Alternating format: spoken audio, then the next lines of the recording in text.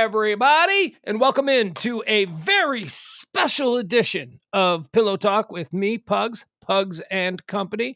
Very special edition. This is the one where James Parker gets molested. Hey, James, look who's here. I got molested? Yeah, it was a very special edition of Pugs and Company. So like the episode of Different Strokes where somebody's getting touched. Gordon Jump's house or whatever. Remember that? Exactly. Somebody's getting diddled if it's a very special edition. Yeah, ABC was weird for a second there, huh? What's that? ABC was weird for a second there, huh? ABC was weird. Punky Brewster had a very special Punky. No, that was where they locked it, or the girl got shut in the fridge when they were playing hide and seek, I think, right? Didn't she like suffocate in the fridge? I don't know, man, but I'm telling you, that's a good bit. That's a good segment. We should go over the very special. I had an idea. Let's reset. Write that down. Hold that. Very special episodes, right? We actually don't have to write it down because it's already a bit that I've pitched to people, and I'll pitch it to you. Okay. Welcome to the show. This is a Friday edition of Pillow Talk with me, Pugs Moran, and he, James Parker. We typically do the show every Sunday night through Thursday night, 9 p.m. till about 11 o'clock. And, but I missed a bunch of shows this week because I was out with the sick. I got the third booster. I'm not doing a fourth. I'm not going through that shit again. And we also do a high noon show, which we do at noon every day, Monday through Friday, noon till, I don't know, 2. Today we went to like 2:30, I think. So it all depends on how long you go. I was out sick this week, so I missed a bunch of shows, and I don't have my son this weekend. I typically would have my son. That's why we don't do shows on Friday nights, because I have my kid. But he be illin'. So we just decided that it's best for him to just stay where he is. And so I've got free Friday night. So why not? I figured I owe people shows.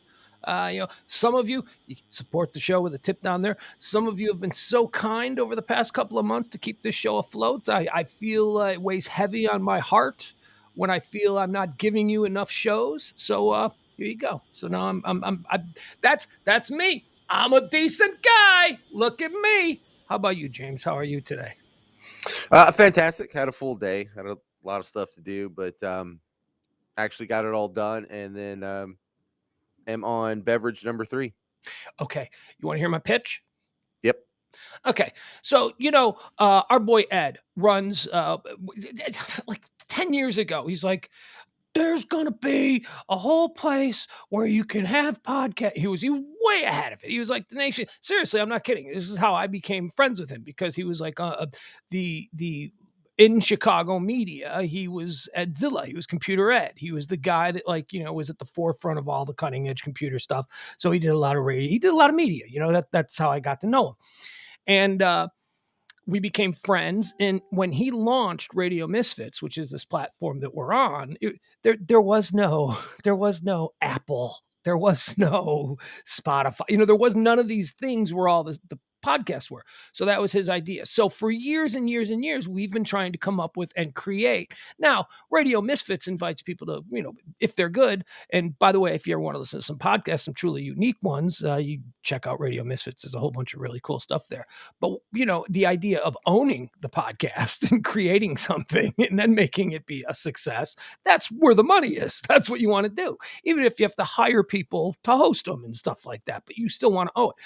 So I've always been killing Ed with just ideas for podcasts over the years. Just like, all right, here's a podcast. So here's one of my podcast ideas. I created a show called Table Read. Do you know what a table read is? I came up with this. When the cast of some movie gets around a table and reads the script for the first time. Yeah. So I created the show Table Read for the Radio Misfits podcast network about 5 or 6 years ago now. And the way that I pitched it, the premise was, okay, so I got a lot of comedian friends, right? And now that I'm back in Chicago, in Dallas, there was only the Improv, right? So there'd be like, there's the Improv and there's Arlington now. So maybe you'd get like 2 people or whatever in town. But in Chicago, it's filled with comedians. I mean, you just in Second City. Right, exactly. That You whole can't walk scene, down the yeah. street without bumping into a comedian. And, in the case of Second City and Improv Olympic and all that stuff, these are people who are not yet on Saturday Night Live, but they will be, next month, stuff like that. It's that kind of a deal. So, being in radio and being in media, got to know a lot of these people. Got to meet a lot of the like I know a bunch of Saturday Night Live people who are huge stars who I knew when they were waitresses, when they were just whatever. Um, but so the idea was, well, I will get all these comedians, all these funny people that I know who are naturally funny, and we do a show called Table Read. And what we do is we sit around and we read old 70s and 80s sitcom scripts. But the first season was going to be only the very special episodes. So it was gonna be the one where Arnold gets molested, the different strokes where Arnold gets molested, and it was gonna be there was a Blossom one where I think she lost her virginity, or no, there was a Facts of Life where someone lost their virginity. We were gonna do that one, and then so it was an idea, and everybody was like, "That's a great idea. That's a great idea." And then here comes the kibosh. Well, we'll never be able to monetize that because we don't have the rights to those scripts. Oh, James, if I could just get someone in my life who has the yes and attitude, that encouraging, brainstormy kind of, yes, we can do that. And Don't we have the legal exception because we're using it for comedic, parody, commentary, entertainment, or educational I think purposes? so. Yeah. That would be my argument. But Ed was right. I asked a whole bunch of people, and everybody that I took it to went, "That's Okay, actually but a no, no, really no. good Look, idea." we've But hold talked about this. I think on. you and I have talked about this before. This is the Weird Al precedent where he had to go to court and he won, and I think it went to the Supreme Court. I think didn't Weird Al go to like the Supreme Court? And they did rule that he can make fun of Amish Paradise, even though it sounds exactly like Gangster's Paradise, with the same chords and music and what would Because it's otherwise satire. be, huh? It's satire. Yeah, that's what. Exactly, and Mhm. but there's an illegal exception that's carved out for that. Now, here, what you just pitched is most clearly satire. So while I appreciate someone having, you know, um, legal concerns, Yeah. that trying to keep us out of trouble, I don't think you could pull a needle out of their butthole with a tractor. You're so uptight. That is ridiculous. Of course, this is satire, and Yeah. it would it. There's no, we don't need the rights to the scripts to make fun of the script. Well, here is what I would say, and I agree with you. But when I'm not the person with the company on the line, or well, and it is satire. It is absolutely satire. I mean, I'm not going to argue with that because Please, let's get like I sued by said, different strokes. That'd be the best thing that could happen to us. Oh my god. that was actually my argument. That would be the best thing that would happen. Grow up, The Ed. show would blow up. It would blow Right. Who's up. coming after And me? Dudley? The rest, Conrad Bain's dead. I think Gary but look, Coleman's it doesn't dead. matter. Todd We don't Bridges is in the clink still, right? And Dana Norman Plato's in the clink, right? Nor yeah, no, Ed, the idea was absolutely to make fun. The idea was that's the special episodes. It was maybe I didn't really So who's pitch gonna it well. sue Dudley? Dudley's the No, no. God, look, biggest come guy on. left. We don't need to get into this rabbit hole. This is I talked to a lot of people, not like 3 people, and they all said the same thing. So I was like, all right, that's fine. Um, but here we are 6 years later, and other people are doing it. Other people are doing it. I've seen it done. Now I don't know if they got the rights to these things, and mostly they're like people who are already celebrities, like Hollywood people who sit around and do this. My favorite podcast, which is How Did This Get Made? I don't know if you're familiar with that podcast. How Did This Get Made? They've done this exact same thing. Well, no, not the exact Oh, same thing. They didn't know to do the the very special episodes, where you totally lampoon the whole thing and it's just silly. But anyway, so I forgot the point that I was trying to make. yeah, Yeah. podcast ideas, radio misfits, you own it. Yeah. You, my friend, you had an idea that you pitched me a decade ago that I still think is one of the most brilliant concepts. Nobody has done it yet, but your concept, and I remember this, I don't even your remember. concept to reinvent the premise of play by play. Now, uh, Oh, yeah, yeah, yeah. now the Madden, the Mad, or the Manning cast. The Manning cast is sort of doing it, where it's an alternative cast to the game. Now they have the rights, and they're not violating any NFL laws or anything. But the way you pitched it to me, we wouldn't either, because it would be something that we would pitch to them as something. We wouldn't be doing it as outlaws. We'd be doing it as, hey, we've got an idea to enhance it. James, you want to tell people what your idea for alternative play-by-play was? Yeah, so each team has their guy, and he can Mm-hmm. even wear a freaking jersey under his sport coat if he wants. But Right. he's going to go to all the games that they go to, and he's going A to sit fan. in the booth with the other guy. So it'll be the guy for the Philadelphia Eagles calling the game with the guy from the Dallas Cowboys. And all they're doing is arguing and talking shit to each other about their teams the whole Hard. They're game. going to go Hard. hard. And there's going to Yeah. be a game that's going on down on the field, and there's going to be an entirely different battle that's going on up in the press box. And ultimately, the winner of the game should be able to dominate what's happening in the press box. So, there's the little, I hate the word, but it's perfect here, is the synergy between the game and the press box, but it's like a dual competition. And it's just someone you can root for and get behind, and you Right. could be so artsy and entertaining with it that if it was tried, that'd be way better than Joe Buck and Troy Aikman. Yeah. Oh, no, it would. It would be. And look, let's be honest. Troy Aikman's already trying to do whatever he can every time he calls a Cowboys game to hide the fact that he's rooting for the Cowboys. And the same with Tony Romo. That drives me nuts as a fan of what. It's like, come on, why do you got all these Cowboys in there calling Cowboy games? That's a little unfair. But no, your idea was so fun, and Did someone do it?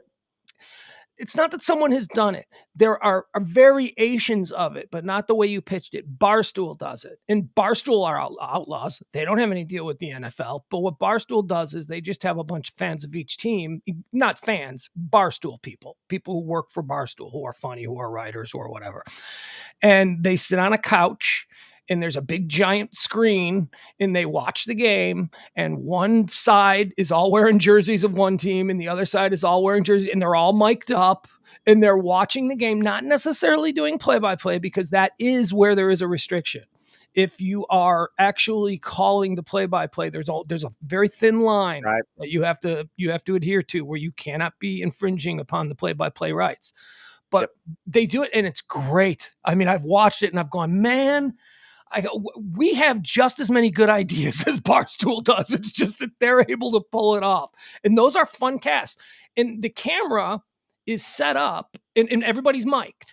And the camera is set up where the TV is. So they're looking at the TV, but they're also facing the camera. So you're seeing them sitting on the couch staring at the TV, but the camera is where the TV is. It's great. It's really great.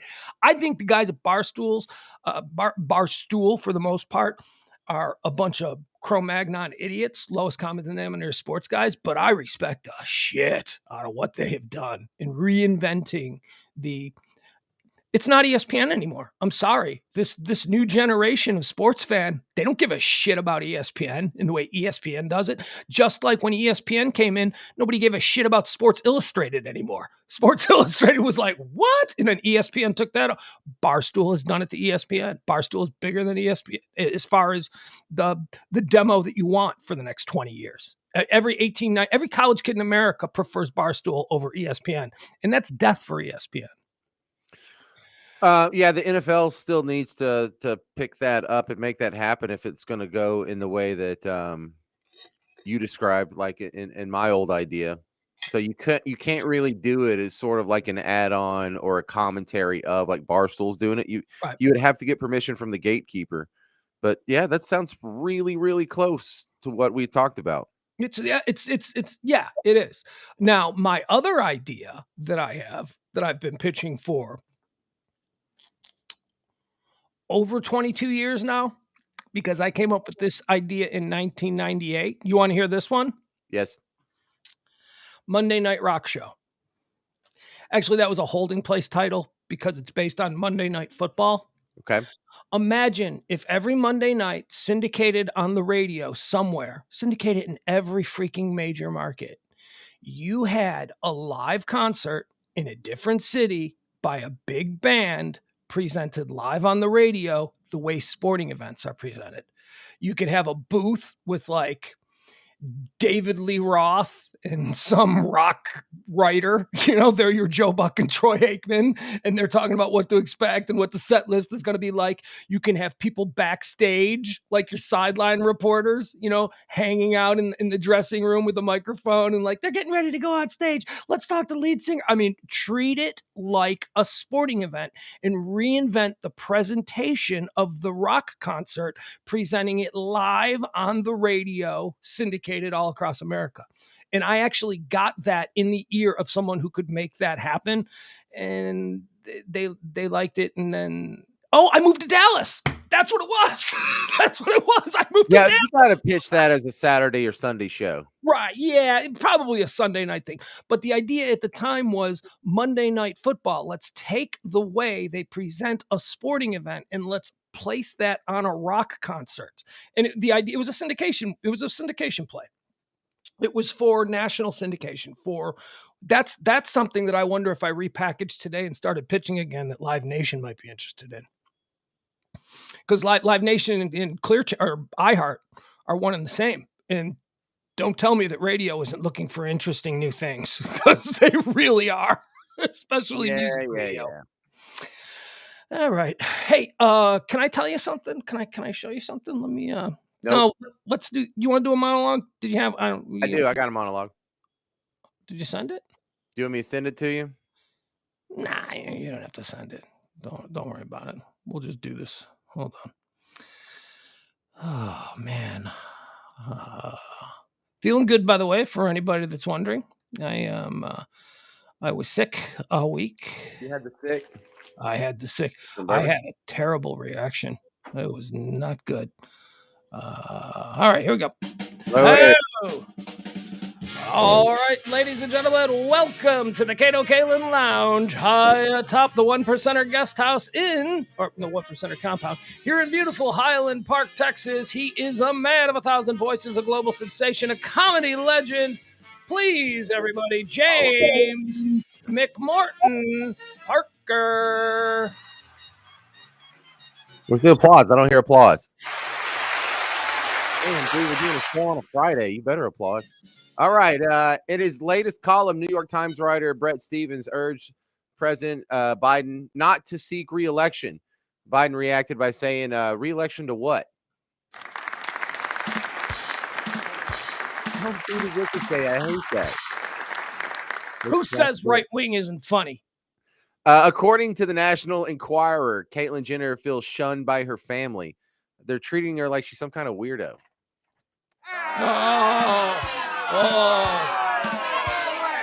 That was from the mean bag. I'll tell you, I should have told you the Cato Kalin Lounge is filled with a convention of transsexuals. So that was a bad room for that joke. Bad room. Should have known. In Pennsylvania, a 33-year-old male gym teacher was arrested for doing a solo lewd act at a school. When cops told him he had a right to a public attorney, he said, "No thanks, I can get myself off." Oh, lewd acts. The crowd of transsexuals love the lewd acts. Happy birthday to Keith Richards of the Rolling Stones. He's 139. I don't know. I know. Stop. Here, I'll redo that one. I'll redo it. We'll redo it. Mulligan. I'll try it again. All right. Okay. Happy birthday to Keith Richards of the Rolling Stones. I don't want to say he's getting old, but he and the band have a new song called Nappin' Jack Flash. Woo! That's a burn.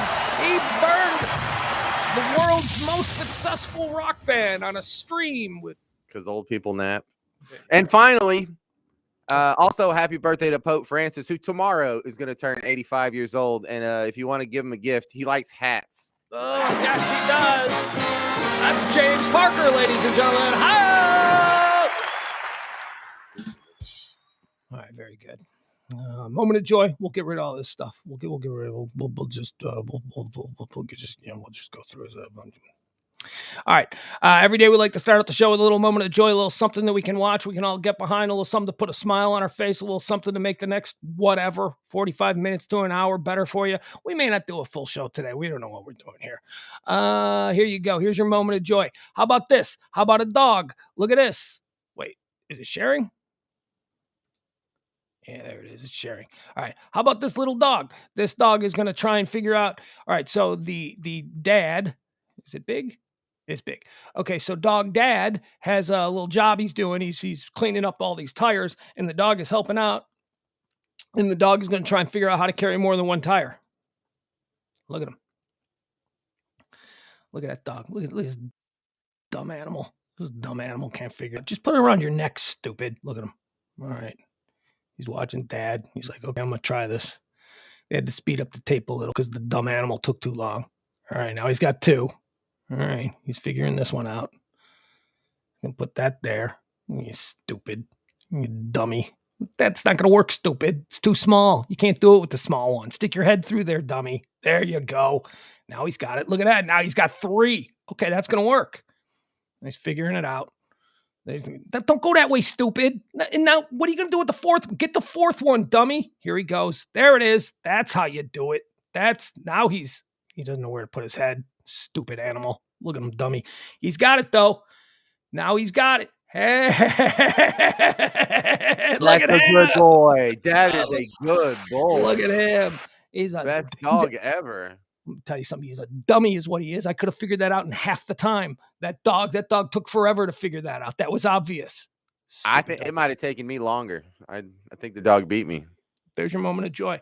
Hey, I got one other moment of joy for you. I'm not going to show it, but it's an audio one. I want you to hear this. So, James, you weren't with us this afternoon, but last night after I finished hate watching myself, which I do after every show, I don't know why I did this. Who are you talking to? What do you got, a girlfriend there? The wife is out of town? No, I got Kenny and Angie here. Oh, Kenny and Angie?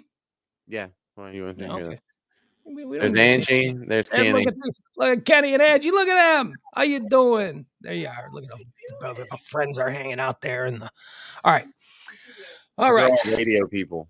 So, oh, they are? Mm-hmm. Oh, cool. We're family. We're like then if you are my radio child, which you are my radio child. Mm-hmm. Just as your offspring. That would make Kevin Matthews your radio grandpa because he is my radio daddy. I know, and he ran off on me. I've never even met him. Never sent me Christmas. Well, yeah. Grandpa's sick.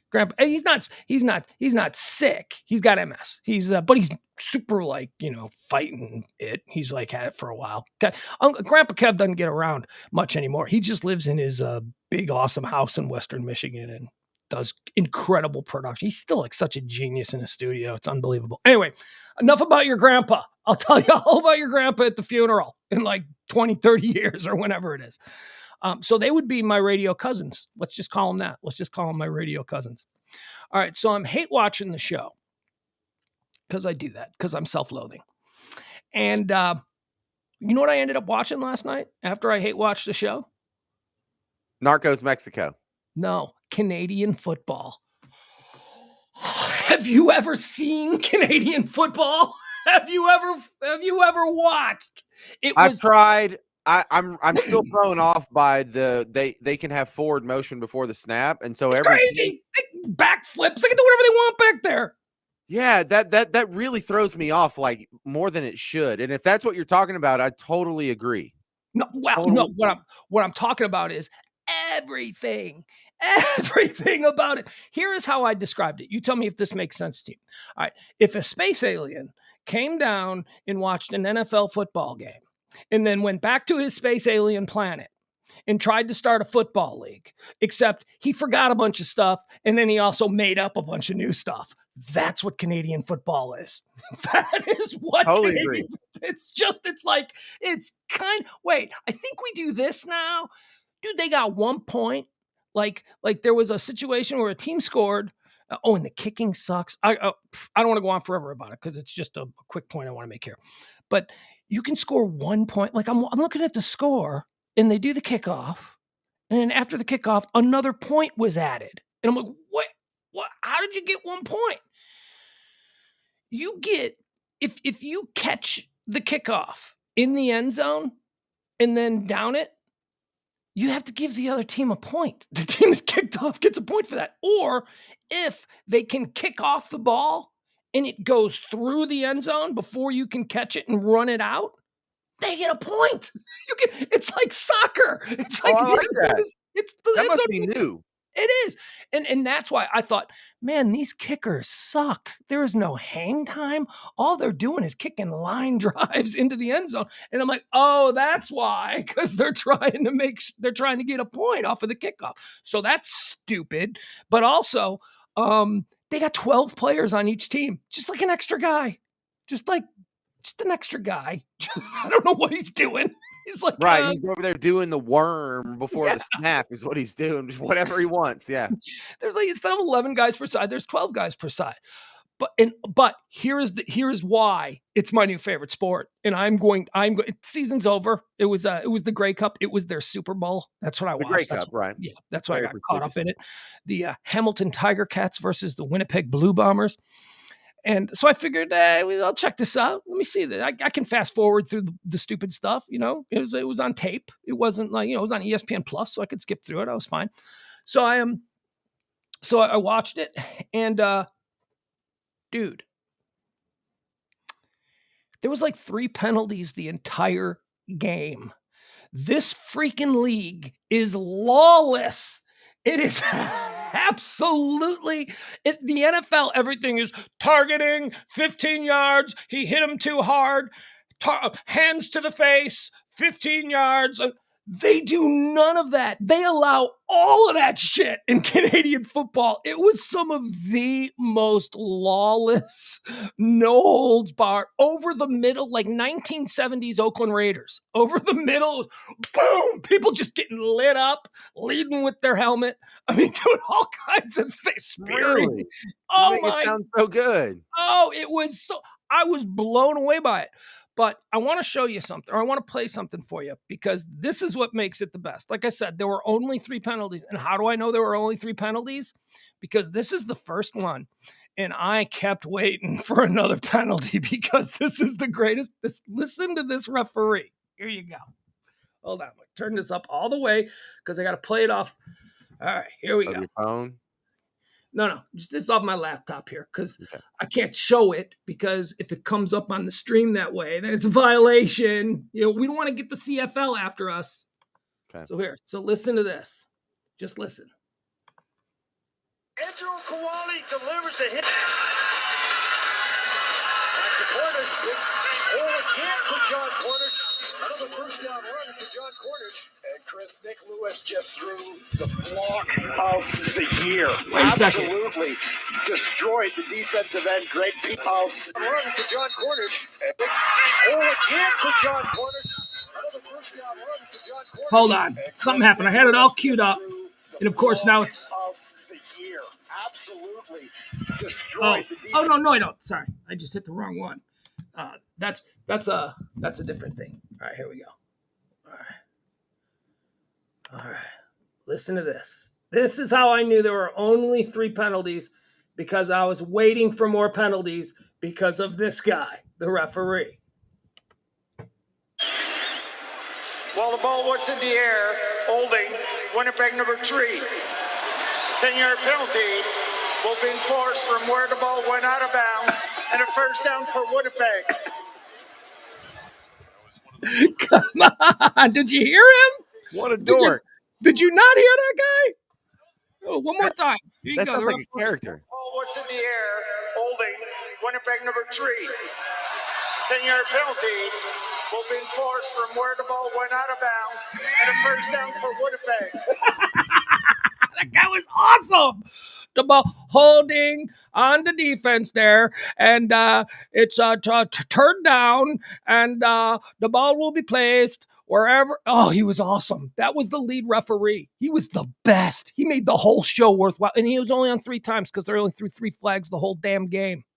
Like his mom was from Winnipeg and his dad was from Finland or something. What the hell was that? Oh, Christ. It's like, and before they throw a flag, you hear the coo-coo-coo-coo-coo-coo-coo. Oh, there you go. There's a penalty on the field. Holding number 78 on the Winnipeg Jets. Heard down. It was awesome. Here, wait. I do have That's one more. Irish. No, that was Canadian. My Canadian is spectacular, dude. Don't even. Talking about his Canadian. Oh, Hold on. You got a history like Here. night. I want you to see this. This is what I mean by lawless, okay? This sport is completely... Tell me if you think any of these hits could ever occur in today's NFL. Here we go. Are you ready? Is it sharing? Yeah, it looks great. All right, watch these hits. Saskatchewan and Winnipeg. Yeah, I don't know. What? SS Yeah, Can? very good. I know our provinces, man. All right, so notice there are no flags for any of these hits. Did you see that one? Nice. Okay, one more time. Bulldogs were beaten last night. Helmet to helmet. No flag. Put it on by the rookie safety Craig Butler.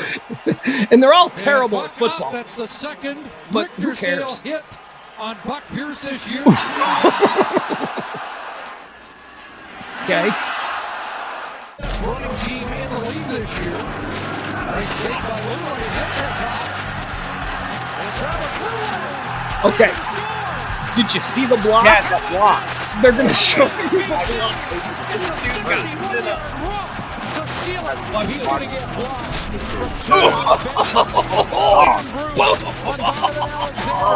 Every time something like this happens. Tiger Cat, 2nd and 10. Lulay over and G-Roy silent. Canadians are tough MFers, man. Boy, G-Roy does well to get up as quickly as he does.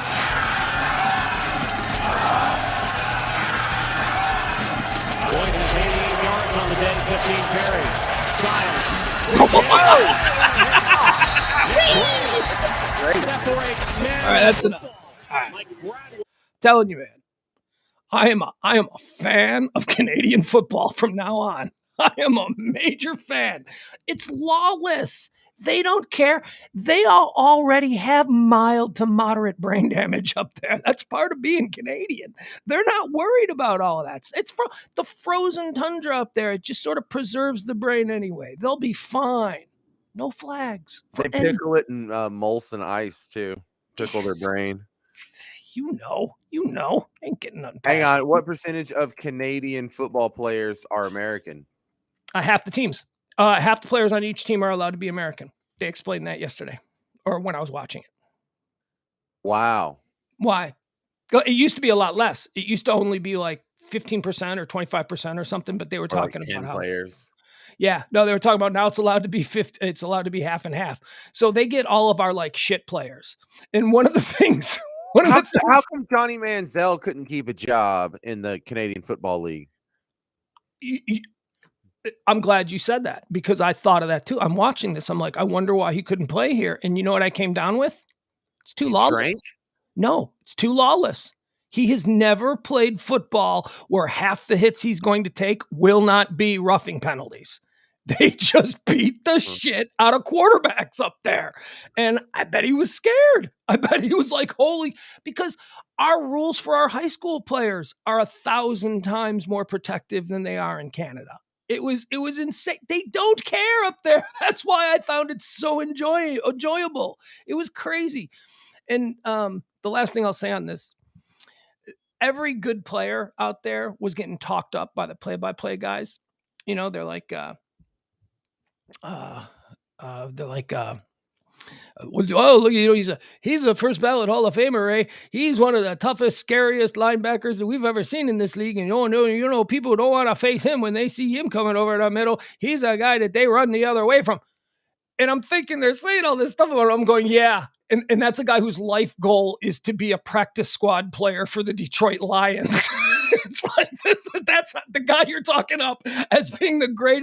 I mean, imagine what Ray Lewis would do to these people if they're talking up this middle linebacker like he's some legendary stud. I'm like, this guy probably couldn't even get a Division I scholarship in America. Yeah, well, it's all relative. It is. And that's why it's fun to watch and it's competitive because everybody sucks. And when everybody's water seeks its own level, when everybody sucks, it's a good game. Oh no, I love that argument because I kind of like watching that that not even mid-level but low-level college games where it's like Stephen F. Austin versus Sam Houston State. Because there's the top level in Right. in the D1, Division there's like One, the University of Texas, Texas A&M. Then there's UCF, that second level that's like University of Houston and yeah. like Tulane or something. NA1I or whatever they call it, NA1I or Oh, something. NIAA. No. Yeah. I'm just talking about like when you get down to like D3 Yeah. or D2. But I will tell you that I would bet that this year's Grey Cup winning team, who are the Winnipeg Blue Bombers, they are returning champions 2 years in a row. I would bet that Louisiana Lafayette could beat them. I would bet that an organized team of American second tier collegiate players are more skilled at the sport of football than the team that won the Grey Cup up in Canada. They were really bad. Really? That's a They big were. one, dude. The quarterbacks were really bad. It was like, I mean, the passes were bad. The passes were way off. There was no accurate passing. There was the punters, James. The punting was so unbelievably bad. Here were the first 3 punts: 9 yards, 17 yards, and the longest one I saw was 27 yards. The punters, That's really bad. they're really bad. Yeah. I don't know. I don't get it. I think, and the field goal kickers were really bad. It's just everything. All the skill positions were just like high school level at best. At best, American high school level. And these were like the quarterback, the MVP quarterback, played at some college in Ohio that I had never heard of. Like, of course, he set all the records at Whitmore State College outside Akron. I'm like, Whitmore State? Who is this guy?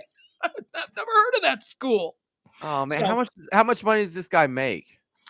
40 grand. They don't make anything. Oh. Yeah, they don't. The stadiums are like what we would call our soccer stadiums here. Like maybe 30,000 people. They still look like SMU Stadium here, right off Mockingbird, is bigger than the stadium they played the Grey Cup championship in. But it's a nice looking stadium. It's new. It just wasn't built for 100,000 people the way NFL stadiums are. It was built for 20. It was built for 25. It's nice. Look, they have a beautiful thing up there. It's fantastically entertaining. I was so entertained by it. But they suck. They suck at the sport of football. They're not good. It's not like, which is why Warren Moon. You remember Warren Moon? Warren Moon went up there and won like 5 straight Grey Cups and is still like the greatest quarterback in the history of the CFL because he was just that much better than everybody else. Wait, was that before or after the Oilers? Well, before Okay. Warren Moon couldn't sniff the NFL out of college. Nobody wanted to have anything to do with him. He was terrible. And then he went up to Canada and he honed his craft and he became like he's the Tom Brady of Canadian football. Warren Moon, still to this day. And it was then after winning like 5 consecutive Grey Cups that he came down and he became the Houston Oilers quarterback. Boy, he lit it up down here too. Yeah, no, he went up there for like 5-6 years of his first career, and he trained up and he figured it out and whatever, and he just destroyed that league, just crushed them. The great Warren Moon. All right. All right, running out of time, and I know this is going to take a little bit of time. Can I do the big story or the big topic? What is the big topic? Funniest movies of all time. Oh yeah. We wanted to talk about this because today it was trending, so we covered this. It's trending all over Twitter, and it was still trending. And today, when we talked about it, Blazing Saddles was trending because everybody on Twitter was Blazing Saddles is the funniest movie of all time, and I'm like, but I didn't have a list. I said, look, I'm more of a Caddyshack guy than I am a Blazing Saddles guy, so I don't know. And then I figured I made a list. I made an actual list, and I asked you to make one. So what do you got? Because 5 funniest of all time is trending. What are your 5 funniest films of all time? All right. Look, I'm not trying to sell you short here, but I have my top 3, and then I have a race for number 4 that I can't decide. And that's fine. Okay, so my top 3 are Big Lebowski, Office Space. Hold on. Big Lebowski did not make my. I made a list of 20 and then whittled it down to 5. Big Lebowski did not make my list because I consider it to be one of the most overrated films of all time. It's moderately entertaining. I enjoy it. It's fine. I'll watch it a couple times. It's great. Whatever. The dude is a cool character. but I don't find it that funny. I think it's overrated. Office Space made my top 10. Office Space started out in my top 20 and made it all the way into my top 10. Didn't crack the top 5. Is probably 6 or 7. Office Space. So that's a good choice. And what's the other one? Team America. And look, and part of that, and the reason it's not 4th and it's 3rd is it's a puppet movie. Damn, Yeah, that's why are I you wouldn't serious? A consider it. marionette puppet movie? And they, Yeah. oh man, it's just they went out there and they did it, and there's no other movie that's even like it. The dialogue's hilarious, the presentation's Yes. hilarious, the songs are Yeah. hilarious, the writing, the production, the voices. Dude, the lampooning the celebrities, but it's woven into like a larger fabric of geopolitical strife that we're like actually going through at the time, making some salient points, but also like poop jokes and barf jokes. And It's tremendously creative. I mean, out of the box, next world creative and there's the butt. hysterically funny. I would not include it in my list because it's not human beings. Trey Parker and Matt Stone are geniuses in my book. I was singing their praises the other day when South Park was trending because of their Part 2 pandemic movie that was just put out on. And I was talking about, is there anybody in American culture of the past 30 years who have been more spot on when it comes to social commentary and satire than Trey Parker and Matt Stone? They are brilliant. And they were people who were derided when they first started. They were lowest common. This is stupid people humor. And I remember watching the very first episode of South Park on Comedy Central and going, this ain't stupid. This is something else. I don't know what this is because I've never seen anything like that. No, and that's what the good comedy is. It's smart people pretending to be stupid. Yeah. Wow. Yeah, that's a really good way. So what's your 4th? Brain Candy. I go back and I watch it and I still love it. I am just reticent to put that on my list. Because no one else even knows it for the most part. I don't think I've heard of it. I don't think I'm It's the familiar. Kids in the Hall movie, and they made Kids in the Hall. I always thought was I do know that. That is a good movie. What a good pull that is. What an under the radar solid pull that is. Yeah, I remember the Kids in the Hall movie from like 20 years ago. That is for the late 90s maybe. Yeah, that is a funny movie. Yeah, but I don't think so many people have seen it, and I've heard from so many people who have seen it. They're like, "Yeah, that was pretty funny," and so I feel kind of left out. I'm like, I thought it was brilliant, and I had like this a couple of roommates, and it stayed in our VCR for like a month. We really just sat there and just whatever we were doing, we turned it on because it's all segmented out, so you can sit down and it's basically just a series of Kids in the Hall sketches or Saturday Night Live sketches. Yeah, and you could just leave it going, and if you left and you came back from Taco Bell, it would start a new scene, and it's like watching a different sketch, and so it just rotated for like a month. Wasn't And it after a while, about we mind we're like, we control? haven't changed the freaking tape in this VCR in a month. Wasn't it about mind control? Wasn't there what the connective tissue of that plot line, although it was just a bunch of sketches? The brain candy is this doctor develops a drug that makes you happy. Okay, yeah. Okay. And then the world sucks because no one's really happy. They're just taking this drug that makes themselves feel happy, and it kind of sucks that no one's ever pissed off or upset, and it ruins the world. Okay. You got a 5th one, or did you just tap out? Man, there's a lot of them. Like when I go through these lists, I love a lot of these. I love Happy Gilmore. I love Napoleon Dynamite. I love Super Troopers, and that's good. Super Troopers is good. Yeah, I don't know, dude. There's a lot of them. There's maybe Dumb and Dumber, right? Dumb and Dumber's funny. Yeah, Dumb and Dumber didn't make my top 20, but I didn't even consider it though. So now that I'm thinking about it, yeah, Dumb and Dumber, the original Dumb and Dumber is very funny. But I don't know about number 5 though. You really you can't. You got all these ones that you throw out there. All right, so I'll give you my 5. Number 5, maybe Nacho Libre. Nacho Libre is probably up there, and I didn't know how much I liked it at first, but the 18th time I've seen it, I like it even more. Yeah, you went way under the radar on a lot of these. I don't think a lot of people will have a copy or a duplicate list of yours, but I respect a lot of them. A lot of them are very good pulls, under the radar ones, very cool pulls. My number 5 in my list of the top 5 is Kingpin. Kingpin is still a movie that I can Oh, it's great. watch. It's great. Yeah. One of the early Farrelly brothers, Woody Harrelson, Randy Quaid, and Bill Murray, a bowling movie. I mean, it's just there's so many great scenes in Kingpin. So that's my number 5. Number 4 is a movie that could have easily been my number 1, except I watched it a couple of weeks ago with my son, and although we both loved it, I was like, it's not as just unbelievably funny because it's a little bit dated now. But number 4 is Stripes, which I think is Bill Murray's first truly funny movie. Stripes from Yeah, I love the big toe speech. Oh, come on, John Candy. I'm a gambling man by nature. I mean, that's a movie that has so many of those quotable lines that, people just throw out and they don't even realize where those lines are from. Jeff Glenn suggests Angela's Ashes as one of the great comedies. I've never seen that.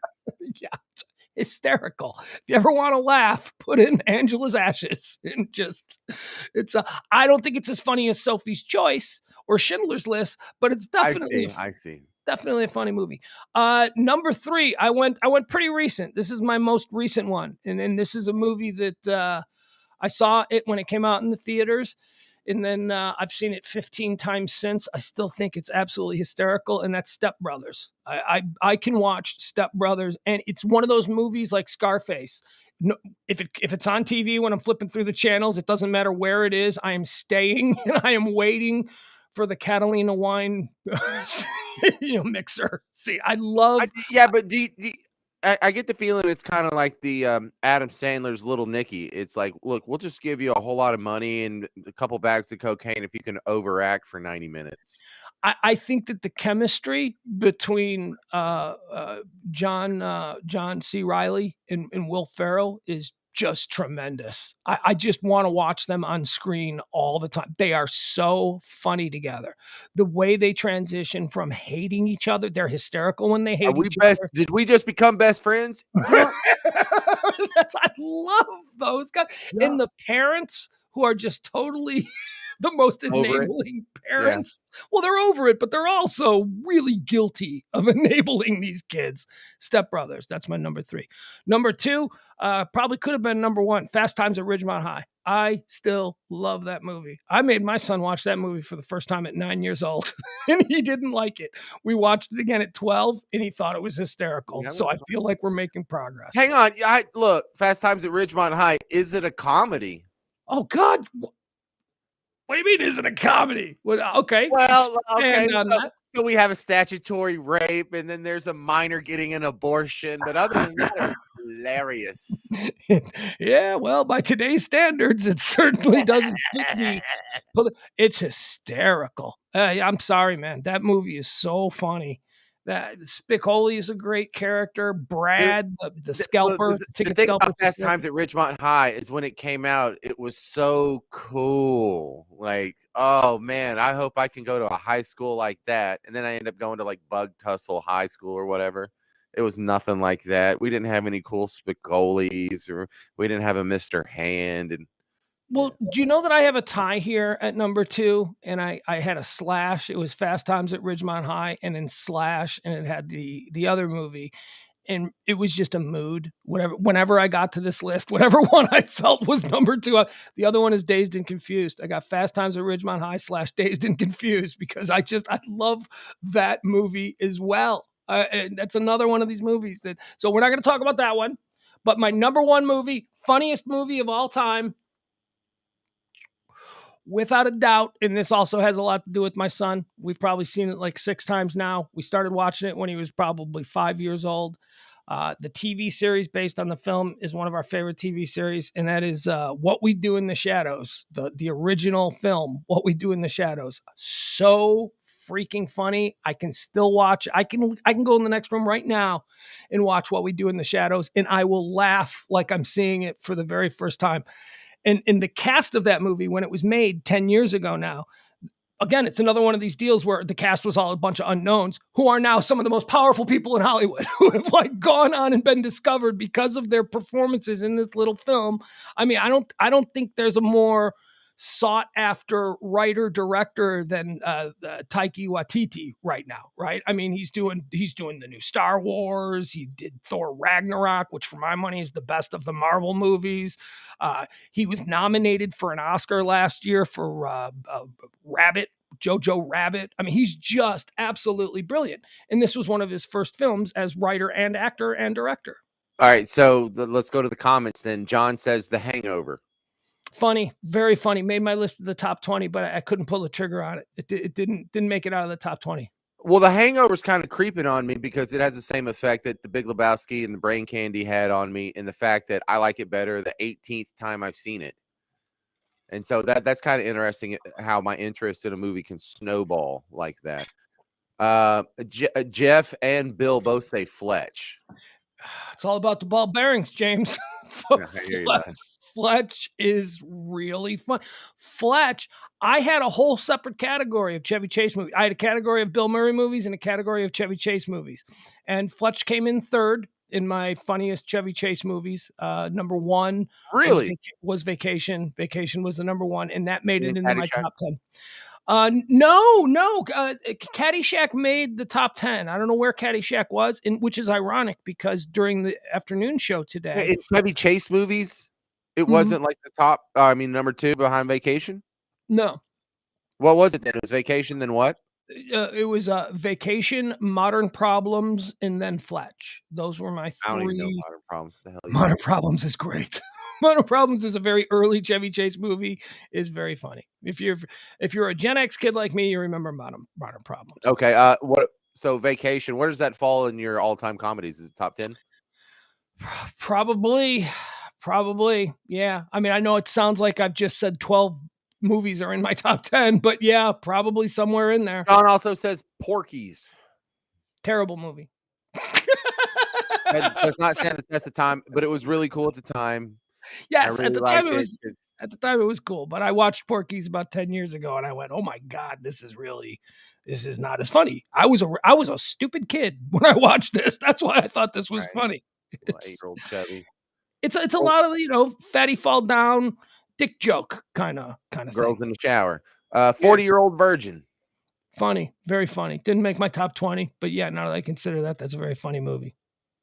The dialogue in 40-year-old virgin is impressive because almost none of it is wasted. Leslie's got a good one. Leslie has one that made my top 20, Planes, Trains, and Automobiles. But, I moved that out of, I looked at it and I went, you know what? This is about pure comedies, and Planes, Trains, and Automobiles isn't a pure comedy. Planes, Trains, and Automobiles is just a beautiful movie. It's just a really beautiful. The Jerk made my top 20. Jerk was number 1 in my Steve Martin movies. Ooh. Planes, Trains, and Automobiles was number 2, and then Men Who Wear Plaid was number 3. Okay, so Leslie throws out Bad Santa and Tommy Boy. Tommy Boy, I just recently watched a couple weeks ago. It's terrible. And Bad Santa's funny. Bad Santa's all right, but it's not a top 20 on my list. John says Ferris Bueller. Ferris Bueller, I left all the John Hughes movies out of my list because I'm biased because I was that age in the area where those movies were set. So I feel like we Chicagoans were way too biased with all the. So 16 Candles could be in this list. Breakfast Club could be in my list. But I eliminated all the John Hughes movies because I didn't want to be biased. But Ferris Bueller is definitely one of my favorite movies of all time. Is it a comedy? It's funny. Yeah, you're right. It's not a comedy compared to the movies in my list. It's not nearly as funny. It's interesting and it's fun and it's a good movie, but it's a good movie for reasons other than, it being necessarily a balls out comedy. Yeah, like 16 Candles. Is that a comedy? Long Duck Dong, that's pretty funny. No, that's a Farmer Dad. No, it's pretty funny, man. The grandparents are pretty funny. 16 Candles is pretty funny. But again, I'm biased because, when I was in high school and that movie came out, we thought that movie was about us because that was about, where we grew up. That was about our kids we knew. That's what Dazed and Confused was for Texas kids. It's like, have you been to our high school? How do they know so much about us? Yeah, exactly. Really freaking nailed it. We really are going to a kegger at the Moon Tower. Jesus Christ, they know. Yeah. Oh, yeah. And that's kind of how we felt about, 16 Candles and Breakfast Club and all that stuff. So I eliminated those from consideration pretty early because I didn't want to, I was like, yeah, maybe Leslie says Breakfast Club in a comedy. I know it's hard. Yeah. What is it? Well, what is it then? A good movie. She calls it a teen angst movie, and she's right. Yeah. Yeah. Breakfast Club isn't a comedy the way I say that Ferris Bueller isn't a comedy. Right. It's almost a teen angst movie too. And it's the same way that I say that Planes, Trains, and Automobiles isn't a comedy. They are funny movies. Good point. Planes, Trains, and Automobiles is a funny movie, but it's a beautiful film. That is a beautiful film. If you watch that film and you aren't moved and crying at the end when the door opens up and Steve Martin's wife on Thanksgiving is standing there in the doorway looking like $1 million, and the kids come running, Daddy, we missed you. I mean, and then you see John Candy walking alone down the street. Oh my God. If you don't just die for Gil in that's not a comedy. That's not what a comedy is supposed to do. It's a beautiful film though. So it's a great movie. Same as 16 Candles. John Hoenecke had a crush on Molly Ringwald. So did we all. Yeah, everybody did. She was like a weird, like 80s kind of not traditionally hot, but someone everybody wanted as a girlfriend kind of girl. Dude, if only I could have gotten a girl like Molly Ringwald when I was in school. You were like 3 back then. Everything would have been fine. Were you even born? Molly Ringwald could have been your mom if she had gotten knocked up in 16 Candles. I knew what I was into when I was 4. There you go. Nothing wrong with that. Son. So let me throw a couple other ones out that didn't make my list that I thought. You better hurry because we got 1 minute. I'm going to stick around even after you leave. But I wanted you to be here for this Facebook thing that we did. I put out, this is a fun thing. I put out a thing the other day on Facebook, reasons you've broken up with girls and reasons you've broken up with people and reasons you've stayed. And I got some really funny responses. Maybe you can bring your friends in if your friends would like to be a part of it so that you don't have to leave because you lied to me. Oh, did they leave? I don't know what I'm looking at there. High wave. Oh, yes. James lied to me. He said he only wanted to do an hour because he had to wake up early and go to bed. And now I find out that he's having a party, which is, that's fine. That's fine. Hi, folks. Welcome. Hi. There we go. All right, so a couple movies that almost made my list. My number one greatest film of all time was eliminated from the list because it's already my number one greatest film of all time. So I felt it shouldn't be on both, and that is Dr. Strangelove.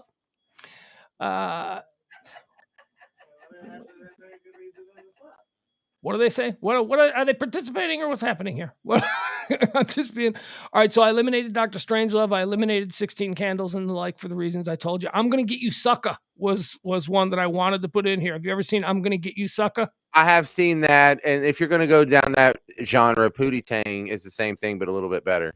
No, Pootie Tang is not even close to being as revolutionary funny as Robert Townsend. I'm Gonna Get You Sucker. You are out of your mind. We could go an hour on the that. Louis C.K. written Pootie Tang. Yeah, no, Pootie Tang is not great. Pootie Tang. Oh, wait a second. Is that the one with the fish sandwich? That's the one where he whips him with the belt. Pootie Tang. And he doesn't. He's so cool. He doesn't even speak English anymore. I would like a fish sandwich. Like Sarate. Wasn't that Sign your pity on the runny kind? Yes, that's it. That's okay. That's it. All right. Pootie Tang is funny. Never mind. Not as funny as I'm Gonna Get You Sucker, but it is funny. And another one that I put in here, which was number 2 on my list of Bill Murray movies. Stripes was number 1. What About Bob? Have you ever seen What About Bob? Yeah, really good. That's where Bill Murray plays. Every comedy formula, they just like go through the textbook and hit them all. Bill Murray and his psychiatrist is Richard Dreyfuss, and his psychiatrist tries to go away from the weekend and take a break. The nicer he is, the madder it makes him, and which makes him look like the nice guy, which makes him look like the bad guy, and he looks like the sane guy, and he looks like the crazy guy. Yeah. Yes. The psychiatrist is the one who is driven into madness by Bill Murray, who just wants a friend. He just wants someone to talk to. There you go. Oh, Leslie hated What About Bob? Well, that's fine. She asked about Airplane. Airplane was very funny. Is Leslie single? I have no idea, but if I got $1, I'll put it on single. That I is just know that she miserable. If wasn't. you're a miserable person, if you hated What About Bob, and there's no one who wants to sit next to you on the couch, if you can't be happy sitting through What About freaking Bob? No Ben Stiller movies. I mean, what, Zoolander maybe? Man, I'm trying to think. Meet the Fockers was pretty funny, the first one. Meet the Fockers, yeah, or Meet the Parents, I believe is the first one. Oh yeah, Meet the Parents was the Meet first the one. Parents. Cool. Meet the Parents is Meet the Parents. Hey, look, I called it. Divorced, a-hole. Yeah, well, join the club. Yeah, a-hole right here. That's me. Get 2 of them, then you can join my club. Although that's it, only 2. No more opportunities. I'm an a-hole. Let's see, what else do we? Yeah, Meet the Parents was good. Caddyshack was the one that I said today, just off the top of my head. How come nobody said Blazing Saddles? How come you're a Texan? Aren't you supposed to be pre-programmed? It's not that funny. For what it is, it's amazing. But for just pure comedy, no. There's plenty of movies that are funnier. It would make it in the top 100, maybe the top 50, but not the top 10. Dude, it's not as funny as Nacho Libre. It's not as funny as Napoleon Dynamite. It's not as funny as The Hangover. It's not as funny as 20 movies I've seen since then. It wouldn't make my top 3 Mel Brooks movies. There you go. Yeah. So you would say what? Spaceballs and what else? No, number 1 is History of the World for Mel Brooks movies. Number 2 is Spaceballs, and number 3 is a movie that I don't know if people know called High Anxiety from the 1970s. That was really funny. But I'm not a I'm not a Young Frankenstein fan. I'm not a Producers fan. I'm not a Blazing Saddles fan. I'm not. James, you can go, man. We don't mean to keep you like that. We see you there in the Starship Enterprise. There he goes. All right, there he goes, everybody. James Parker. He told me he had to go to bed. Doesn't he seem like he's about to go to bed? He does. Dishonesty. I can't cotton to it. There he goes. All right. So, I got nothing to do. It's 10 o'clock on a Friday night. I can hang out for a little bit. Bye, James.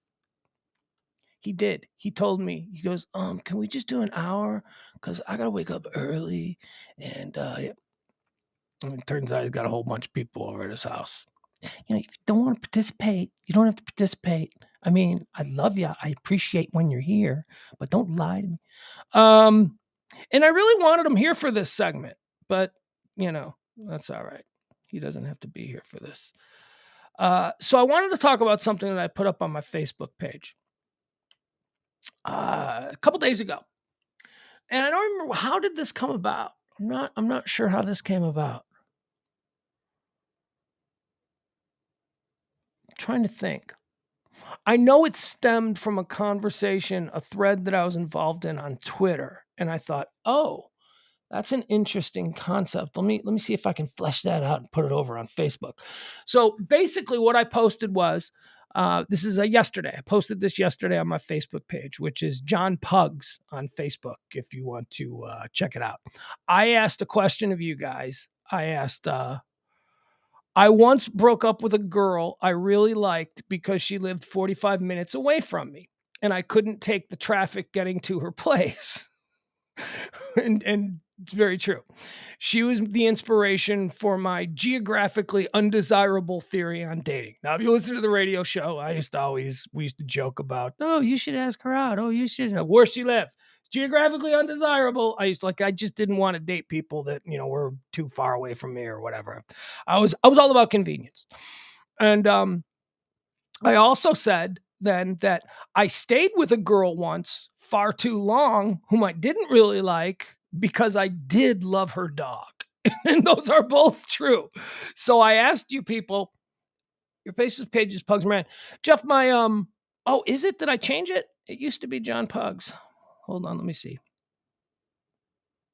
It is. Thank you, Jeff. You know what? It used to be John Pugs, but then I changed it over to Pugs Moran. So thank you. Yeah, the Facebook page is Pugs Moran. You caught me there. Not really thinking. Okay, so again, the post was, I once broke up with a girl I really liked because she lived 45 minutes away from me and I couldn't take the traffic getting to her place. And then I also stayed with a girl far too long who I didn't really like because I loved her dog. And no names. Ain't nobody talking about names or anything like that. But I asked you guys to give me some of your reasons. And yeah, you guys occasionally come through on the Facebook. I found a whole bunch of funny ones, so I thought we could go over them here. And this is why I wanted James to be here, because I know James would have had some pretty good takes on this kind of stuff. So let's see here. Let's go through some of these. Steve says, I once broke up with a woman because her ceilings were too low. Now, Steve's really tall, so that might be a reason. That might be a legitimate reason to break up with somebody. Adam says, when I lived in Oak Lawn, I had a rule that I wouldn't date anyone over 20 minutes away. That falls into my geographically undesirable. Anyone over 20 minutes away. His wife happened to be almost exactly 20 minutes away. So it worked out for him. And it did. He's got a wonderful wife. Nice people. Nikki says, I broke up with a guy that would not shut up about how he believed Creed was the greatest band of modern times. She says, I have been dumped for a lot of odd reasons. I would really like to send out a blind survey because I'm pretty sure I must actually just be awful, because I do not understand the thought process behind some of the odd reasons that I have been given for people breaking up with me. Says the girl who broke up with a guy because she didn't like a band that he liked. That means you didn't actually like the person. That's what I'm going to say. You didn't actually like the person. Jeff says, I was once goofing around with a woman who had 2 young sons. Those kids were great. I loved them, even though I didn't love their mom. The problems began when they started loving me back. Next thing you know, the mom wanted more from me than I was. Jeff took this he made it weird. This was supposed to be a fun thread of lighthearted things, reasons that we've broken up with people, reasons that we've stayed with people that were stupid, and Jeff made it all maudlin and sad about a bunch of crying kids who don't understand why mommy doesn't have the nice man coming over. Well done, Jeff. Well done. See what else we got here. Cody says, I once broke up with a girl because she told me she was having conversations with my dead relatives. That's a little bit creepy. You got to get out of that one. That's the kind of girl you wake up in the middle of the night and she's standing at the foot of the bed just staring at you. You don't want that. That ain't good. Chris says, when I lived in Irving, I dated a girl that lived in Mesquite. I broke up with her due to the same reason, distance. I then started going out with a girl that lived in Plano. It didn't work out either. To this day, I still hate 635. Well, I hate 635 just because it's the worst road God has ever created, especially... This is just a Dallas-centric thing, but I am telling you, is there a worse place to be than on 635 between 75 and 35 between, I don't know, 6 a.m. and 5:59 a.m.? I mean, that is the worst road ever. God. I mean, it's an expressway for those of you out of market who don't understand, but it is the worst. For my friends in Chicago, imagine if the Dan Ryan wasn't so speedy and expressy and no problems. That's 635. See, that's a Chicago joke because the Dan Ryan is awful. But 635 is worse. It is so much worse. Bridget says, I have a thing about noses. The person could be totally hot, but if their nose doesn't work for their face, according to my subconscious brain, I just can't be attracted to them. I can see why others might be hot for them, but not me. I tried to ignore the nose thing after seeing the Seinfeld episode where Jerry has a thing about hands. I don't want to be a Jerry, but I mean, I get it. Okay, so she's got, it's not big noses, it's not small noses, it's just if there's something slightly off about the nose, she just can't handle it. Let's see. Jennifer says, I dated a guy that was 20 years older than me and broke up with him when I realized he had much more meaningful conversations with my mother.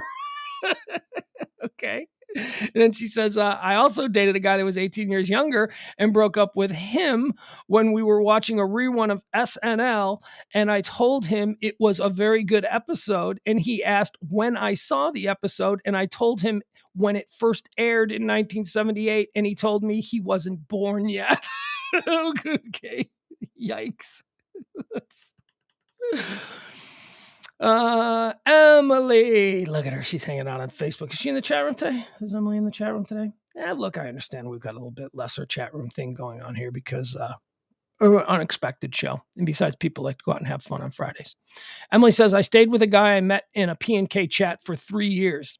This is the old P&K chat room. It was a chat room that was associated with the radio show I used to do. I stayed with a guy I met in a P&K chat for 3 years. He couldn't spell and was a misogynistic child. And I stayed with him because I was afraid of being alone. Emily, kind of making it weird again. That's sad. I don't need vulnerability here. I was looking for humor, but I appreciate the participation. Here. Steve says, I dated a woman for about a month because the air conditioning in the barracks, this must be when he was in the military. I dated a woman for about a month. Conditioning in the barracks was out. She allowed my friend to sleep on her couch. Summer ended and I broke up with her.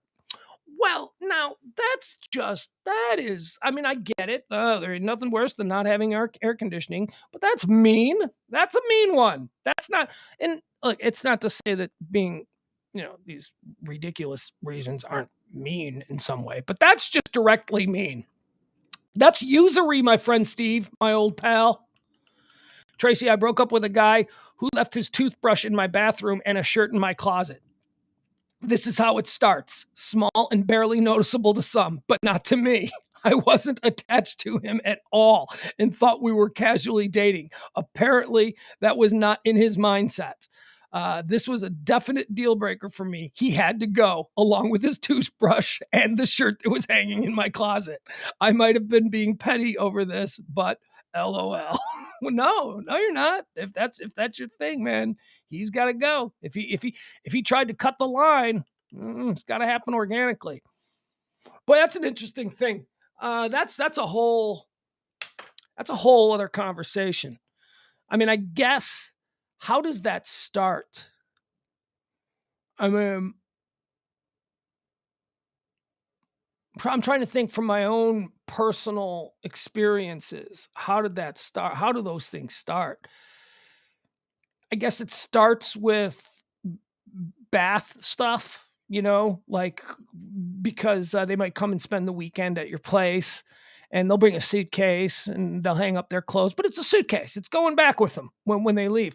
But what stays behind is maybe they'll go out and get, some bath products when they have to shower and stuff, like some shampoo that they'll use there. And then that stays. And then cotton balls start to appear. And then things like, feminine products are underneath the sink. And, then that's the slippery slope. Once the feminine products make an appearance, that it's getting serious.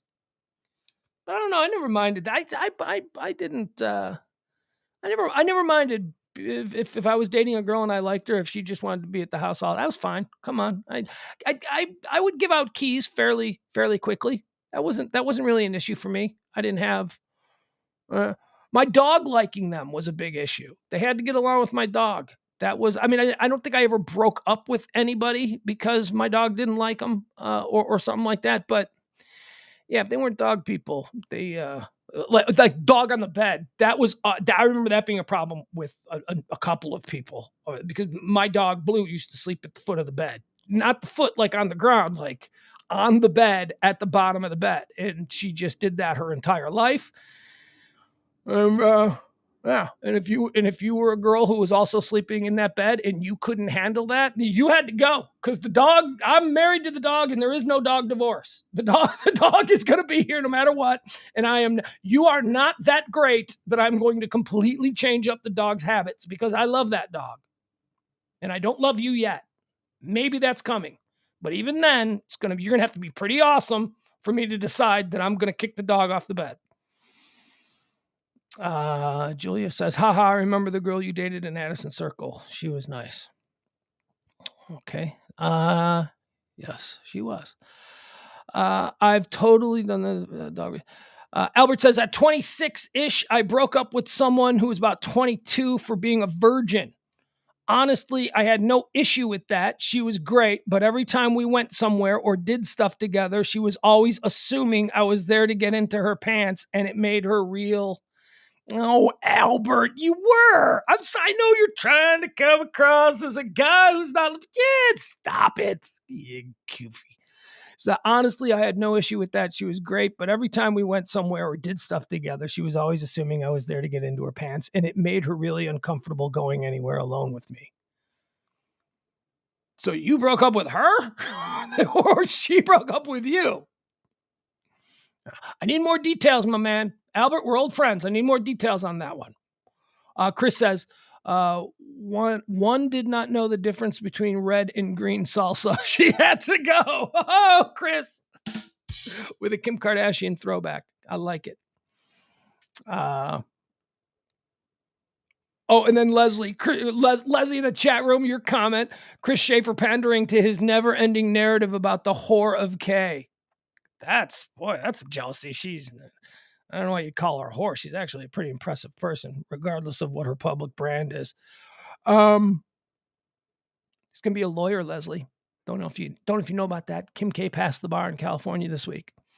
Nikki Bobby says, broke up with a chick because she snuck out a fart once and it stunk bad. She got a pass. 3 weeks later, big booger hanging out of her nose when she was trying to talk sexy to me. I was out. Oh, Nikki, those are just normal human things. Our bodies do weird shit. My God, come on. Or you've never had sex after a game of playground basketball with the boys? What do you think? You smelt like daisies down there?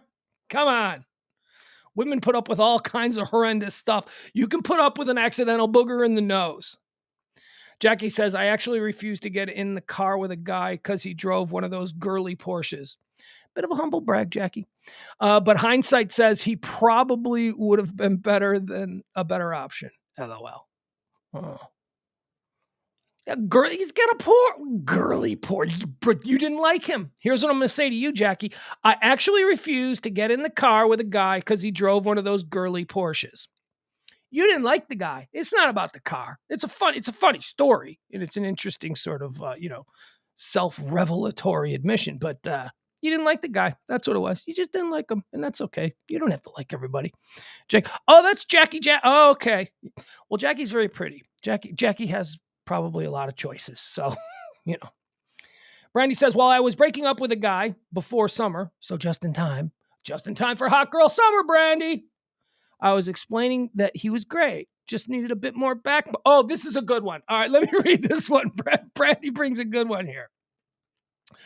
While I was breaking up with a guy before summer, so just in time, I was explaining that he was great, just needed a bit more backbone. We were at an ice cream shop. He was looking at me with puppy dog eyes and left the spoon hanging out of his mouth. I flipped out. Take that spoon out of your mouth, I said. In a flash, spoon was out of his mouth. And I was like, see, we're done. That's so funny. I just picture the guy with the spoon, and then she yells at him, and he loses the spoon, and she's like, you are such a pussy. Why didn't you fight me on that? That's funny. Brandy, you're funny. I bet you're a funny writer. That was good. Savannah says, I broke up with a guy who vulnerability shared that sometimes he wets the bed. Not because he's pissed drunk or has a medical condition, just that he wets the bed. I tried to be an evolved human, but the empathy I mustered up actually made me feel sorry for him, and that killed the romance. I just couldn't find him attractive anymore. Yeah. Don't share that, guys. Guys, if that's a problem that you have, and first of all, just resign yourself to sleeping alone, because there is no woman. You better have a lot of money. You better have a lot of other assets if you're going to every now and again piss the bed, because that just is not something that any woman should ever be expected to put up with. I'm sorry. That's not a good one. John says, I love this one. John says, been married to the same woman for 27 years because her dad owns the firm I work for. Yeah, there you go. That's why you're staying with her. That's it. That's a good one. That reminds me of something I responded to another one. A friend of mine growing up, his dad said to us once, I'm 95% sure I could get away with killing your mother, but it's that remaining 5% that's keeping her alive. he was funny, that guy. I'm 95% sure I could get away with killing your mother, but it's that 5% that's keeping her alive. Like, he didn't want to get busted. He didn't want to go to jail. He was afraid. He was kidding. He was kidding. It was a joke. And I don't know if you remember this, but back in the 80s, you could joke about beating your wife. Let's see here. Schwartzy, our boy Schwartzy chimes in. He says, I don't know if this counts, but I once dated a girl who got upset with me because I was insensitive or something or other and told me that she never wanted to see me again. She told me to get out, but I stayed another 45 minutes because I didn't want to miss Cheers. I'm telling you, Dr. Schwartz is one of the funniest people. That dude is hysterical. Stephanie says, I left a husband because he never showed up, and I left another because he was a bully. I didn't want our daughter to see that. She did anyway. Oh, Stephanie, I'm sorry you had to go through that. But you made it weird. Again, these are supposed to be silly.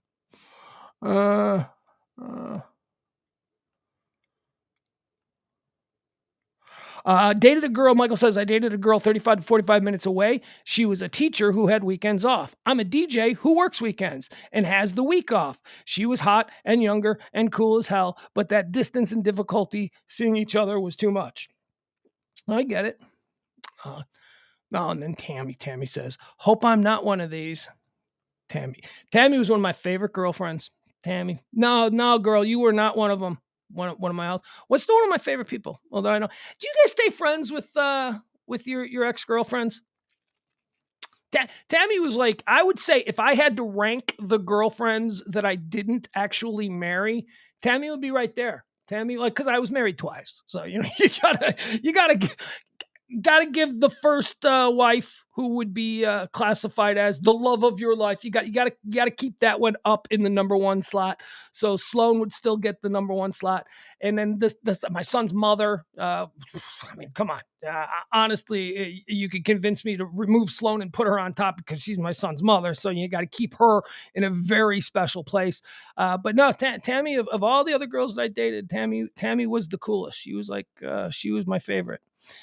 She so she's like, I hope I'm not one of these. No, you are absolutely not. You are an awesome woman, and I'm glad you're happy now and married and all that good stuff. Okay, that's it. I got nothing else. Oh, Leslie says, I dated a guy, good looking, tall. I bet. I dated a guy, good looking, tall, but seemed to have a secret. Then one day he admitted that he wanted to get married and have kids, but he was afraid his sons would have boobs. What? He then admitted that he had a gynoplasty. He had his man boobs removed. I tried to be sympathetic, but couldn't get over boys with boobs. Oh, man, Leslie. Woo!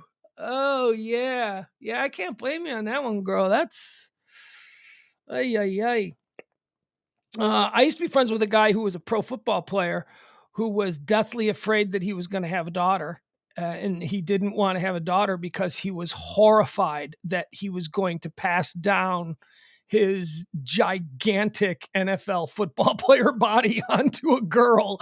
And he just thought that would just be not fair. That would be, so he was petrified. Seriously, not even joking, not even being funny about it. Just like, we'd have to, if it turned out to be a girl, we'd have to figure something out because there was no way I could do that to a girl. I'd be so afraid that she'd have a giant head. He had a giant head. He was an offensive lineman. He was just a gigantic NFL guy. And he's like, I can't have a girl. There's no way these genes are going to dominate any other genes, and everything that I produce is just going to be freakishly large. I always thought that was funny. Leslie has a rule. You know what? That is a great sign. You know, you can put that right next to your is it wine o'clock? Or, whatever those crazy little kitchen signs are. Leslie says, pets live here. You are a guest. That is absolutely true. That is a sign. You know what? Let's see if we get Target interested in that. We'll get you can sell those at Target. That's a great one. Pets live here. You are a guest. Speaking of that, I saw a really funny sign the other day. What was it? It was in a restaurant. What did the sign say? It said something like, drink alcohol because... Okay, yeah, it was drink alcohol. It was a sign in a bar, and it said, drink alcohol because the greatest story you ever heard never started with someone eating a salad. I thought that's true. That's true. Drink alcohol because the greatest story you ever heard never started with someone eating a salad. It did with, pour me a drink, let me tell you a story. That's typically how those things go. All right, I got nothing else. Maybe, I'm in no hurry, so why don't we see if there's anything good trending? Is anything new happening in the world today since we signed on? Let me see here.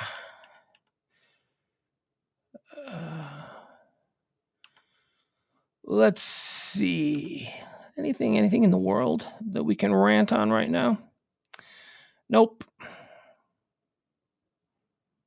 No, Anthony Davis got injured.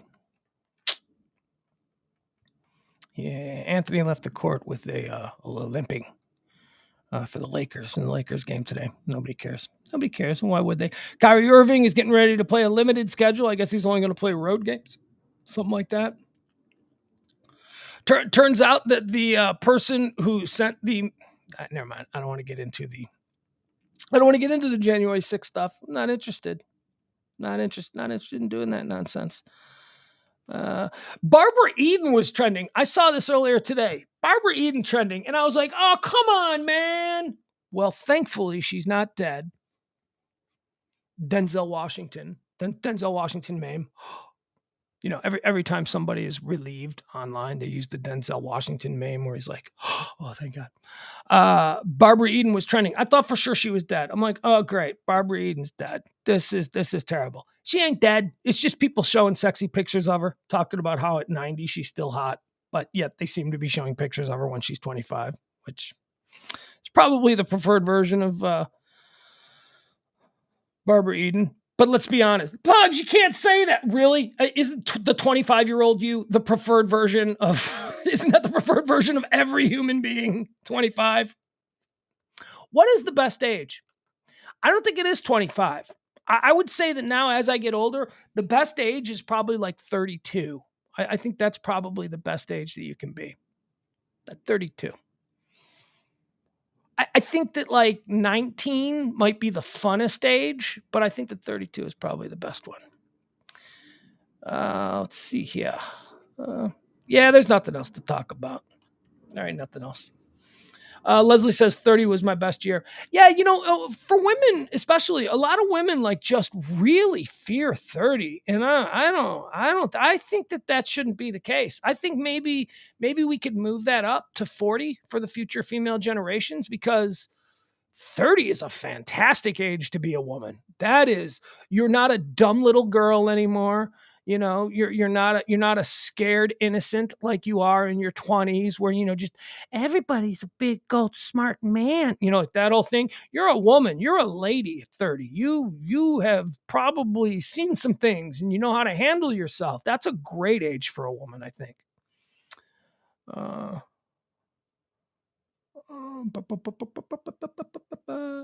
Did I ever see the movie Love Stinks? You know what? I think I might have. I think I've heard of that, but I'd have to look it up. I can't think of it. All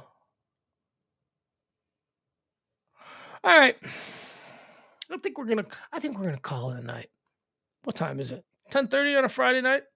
All right. I still got time. I'm gonna go watch. I don't know, what am I gonna watch? Oh, there was something new that I wanted to watch. It's on HBO Max or something on Showtime. I don't know. I'll probably just end up watching some episodes of Yellowstone. I am ripping through Yellowstone. You guys watch Yellowstone? Okay, so why not? A couple seconds here. I'll give you something that my favorite show on television is Succession. Without a doubt, Succession on HBO. It's my favorite show. There are very few shows anymore that I like when it's over, when it airs once a week, because I don't watch any shows that air once a week. Succession is like the exception to the rule. And when I do watch shows that only air once a week, I will wait for the entire season to play out, and then I'll just binge watch them because I've been spoiled by the idea of binging. I cannot. I will not be held hostage for an entire week before I can see another hour of the story that you've got me completely wrapped up in. I find that to be barbaric by modern standards. So, Succession is the one exception to that rule, and I will willingly put myself through that week of what's happening on Succession simply because it's that good. And the season's over now, so we made it, and now it's time for me to re-binge the entire season that I just watched all in one. So I'll do that anyway. But when Succession ended, or when it was wrapping up, I think they were in like one of the last episodes of the year. I started to panic, and I'm like, "Oh my god, what am I going to watch?" And I thought, well, maybe now's the time for me to check out this Yellowstone. I hear everybody talking about Yellowstone, and I love Kevin Costner. Kevin Costner is one of my favorites, one of my all-time underrated guys. I think he's one of the best. And so I started watching Yellowstone, and it took a couple of episodes. It took like 2 or 3 episodes, but I pushed through because there's a lot of people who I respect who say that it's a really good show. And they were right. They were right, boy. About midway through the first season of Succession, I was all in. I was like, this is a good show. I enjoy this show. This is really, it caught me. The story got me. And I think there's 4 seasons, or I think they're in season 4 now. And I just started season 3, and I'm watching it. And it dawned on me at one point that Succession is almost the exact same show Yellowstone is almost the exact same show as Succession. It's just like a rural version of Succession. Succession is about a super wealthy family who owns a media conglomerate. Actually, more than that, they own theme parks and hotels and resorts and a cruise line and a TV network. It's supposed to be based on Rupert Murdoch. So it's like the Rupert Murdoch family, and who is going to succeed, which one of the children is going to succeed when the old man dies, Rupert. And it's about the backstabbing in the family and I'm watching Yellowstone, and I'm like, so the premise of Yellowstone, the connective tissue, although there's a bunch of different plot lines and a bunch of different stories, and each season has a different primary plot, but the connective tissue is the exact same thing as Succession. Instead of where Succession is about who's going to take over the corporation and run the network and all that kind of stuff, Yellowstone is who's going to get the ranch, who's going to get control, which of the kids is going to get control of the ranch. And then I started thinking even deeper. I'm like, holy shit. The kids are exactly the same. There is the oldest son in both shows who is a disappointment to the father, and who the oldest son in both shows has betrayed the father and, gone rogue and, tried to take the dad down and failed and had to come crawling back on his hands and knees to his daddy begging for forgiveness. That's Kendall in Succession, and that's Jamie in Yellowstone. They're exact same thing. And then they both have a middle daughter. There's Shiv in Succession, who is the daughter, who is overlooked because she's the daughter, but really she's smarter than all the other kids and is probably the one that deserves to be in charge of everything once the old man dies. And then there's Beth in Yellowstone, who is exactly the same way. She's like the most capable and the most cunning of all of the family, all of the brothers and sisters. She's the best. And they both have red hair. It's like they both have these red-haired devil daughters. And then there's the baby. And then the baby in Succession is Roman Roy, who is Kieran Culkin, who is hysterical. He is the absolute funniest. He's the funniest thing about the show. He's so great. And then I don't know, Skeeter or whatever the hell his name is in Yellowstone. And those two characters are a little bit different. He's a Navy SEAL and he's in love with an Indian girl and all that. And Roman Roy, Kieran Culkin, is just an asshole. He's just a silver-spooned, elitist rich kid who thinks he's better than everyone, and he's got a sex addiction, and he's crazy. But the shows are almost exactly the same, and so that's what I'm watching. I'm watching I'm watching Yellowstone. I'm also watching The Morning Show. Do you guys know what The Morning Show is? So I watched season 1 of The Morning Show last year, and season 2 is out now. And I hadn't watched season 2, and I enjoyed season 1, but I didn't watch any of season 2. And it's the whole season has run its course. It's already been out. It's already posted. I could watch all the episodes. I can binge them. But the other day when the Golden Globes came out, The Morning Show season 2 is nominated for a shit ton of stuff, and I'm like, huh. And then I looked it up, and it's all these rave reviews about this season of The Morning Show. And I really enjoyed the first season. And I don't know why I didn't go back to it. I don't know why I didn't immediately jump into season 2. I guess just other things came up. So I started watching The Morning Show again.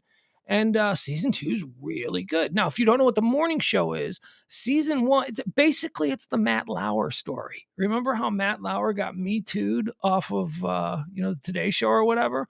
Well, that's kind of the premise of The Morning Show. And it stars Jennifer Aniston and Reese Witherspoon, and Steve Carell plays the Matt Lauer character, the guy who he's America's favorite morning show guy, and he turns out to be a sexual predator to some extent. And it's really good. I mean, I love it. And I didn't know how season 2 was going to be. I'm like, well, what are they going to do? How can they play this out?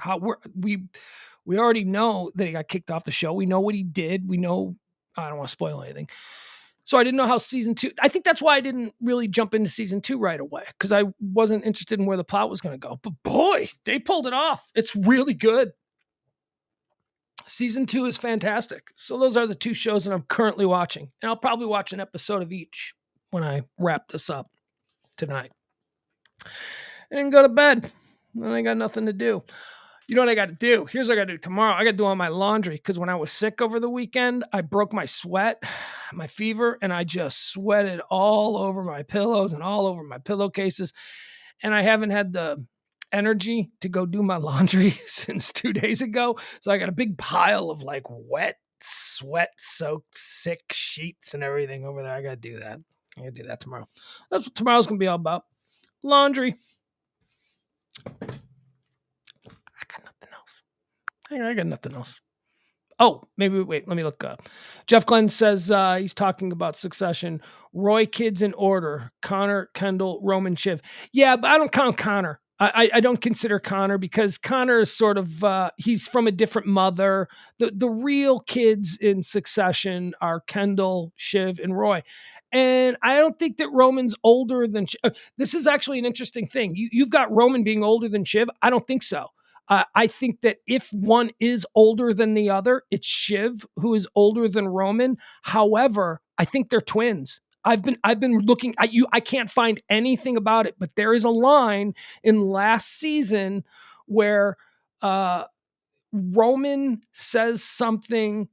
They're in a boardroom, and Roman makes some comment about Shiv where he says, "I should have killed you in utero." And I went, oh my God, are they twins? And then it was never addressed again. And I'm researching this whole thing. Are they twins? And there is one Wikia for the show Succession that says that there have been references that they are twins. But yeah, I don't know. He says, oh, I just think that because she is taller. Oh, you just think, no, I look, it doesn't matter. Doesn't matter.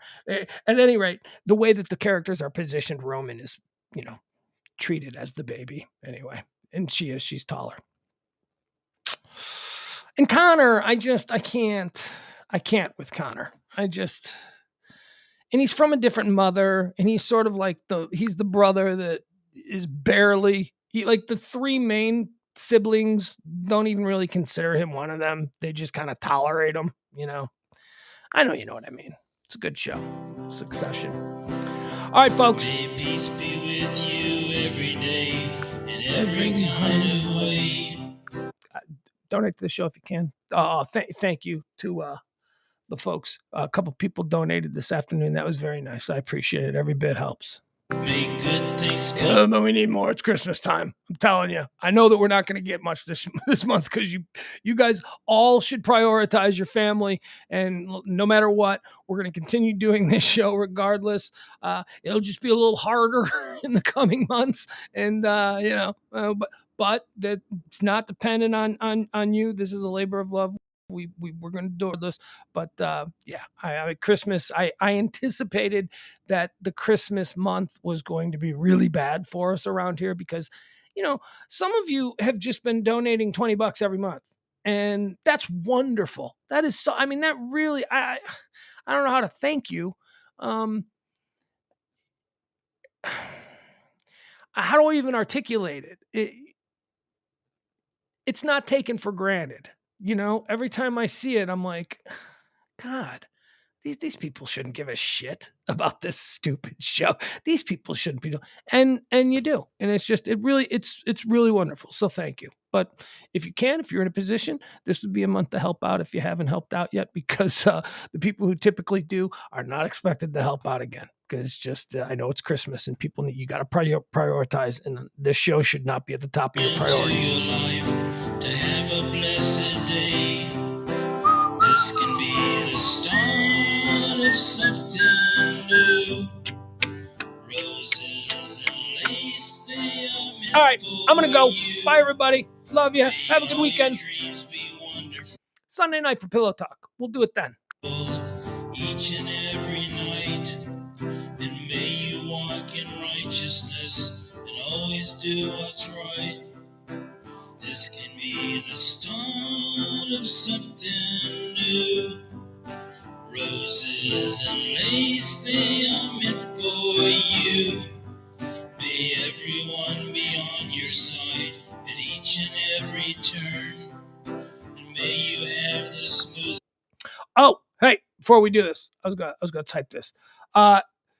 Thank you, John. That's very nice of you. Jeff, Raimi on Hulu is very good. It says then I'll start Yellowstone. Remember I said this. Muscle through the first 3 episodes of Yellowstone, because I almost wanted to quit. I was like, I thought I had it figured out, and I thought like it was going to be this. I was like, okay, there's nothing special about that. There is a whole lot of exposition in the first 3 episodes of Yellowstone to sort of bring you up to speed on what they don't really get into the plot of what's happening until about the 4th episode. So just muscle it through. But I promise you, if you do, you'll like it. You'll be like, oh, like, okay, now I see why people love this show. This is pretty cool. Is right, receive what you have earned. This can be the start of something new. Roses and lace, they are meant for you. May peace be with you every day, in every kind of way. May good things come into your life to have a blessed day. This can be the start of something new. Roses and lace, they are meant for you. This can be the start of something new. Roses and lace, they are meant for you.